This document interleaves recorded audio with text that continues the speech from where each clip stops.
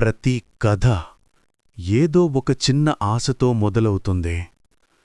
కాని నా కథలో ఆశ కన్నా ముందే బాధ వచ్చింది.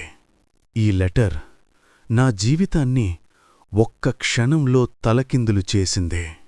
దీన్లో ఉన్న నిజం నేను వినడానికి సిద్ధంగా లేనిది.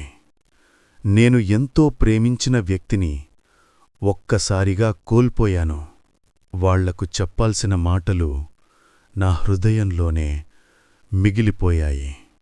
అప్పుడే అర్థమైంది, సైలెన్స్ కూడా శిక్షే అని. ఆ రోజు నేను నాకు ఒక మాట ఇచ్చుకున్నాను. నా కథను నేనే తిరిగి రాస్తాను. ప్రపంచం ఎదురు నిలిచినా నేను వెనక్కి అడుగు వేయను.